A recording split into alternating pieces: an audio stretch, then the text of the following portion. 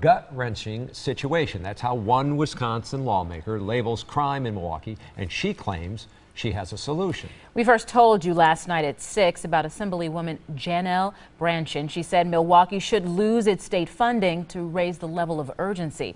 Jonah Kaplan talked to Sentinel today and looked into how much that money we're talking about. Shannon and Charles, Journal Sentinel is actually a Milwaukee native. She grew up here. She moved to Menominee Falls just a few years ago. Now she's a first-term assemblywoman, and she's certainly making a name for herself. The city of Milwaukee runs on a $1.2 billion budget.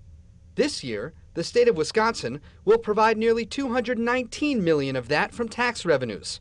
That's equal to about 18% of what the city spends. What are we getting for our money? What is our return on investment? Why are our policy and our policing policies aren't enough? Assemblywoman Journal Sentinel cites last week's chase from Milwaukee to Washington County as an example of what she says is the crime wave spilling into the suburbs. 5 juvenile suspects were arrested.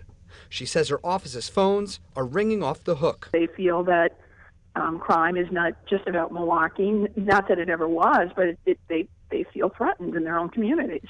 In a news release posted on Facebook, Sentinel unleashes a barrage of criticism at Milwaukee Mayor Tom Barrett, saying that if things don't improve, he will be, in her opinion, assisting and enabling the very criminals who are responsible.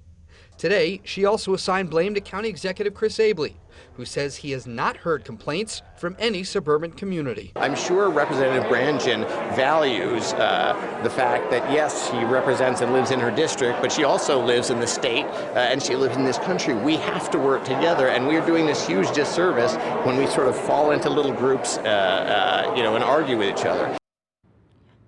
To make a move like that to cut funds, Sentinel would need the support from her colleagues on the state Capitol Hill, and she would also need the signature from Governor Walker. Today, Governor Walker said he did not like the idea. We are live here in downtown Milwaukee. Jonah Kaplan, today's TMJ4.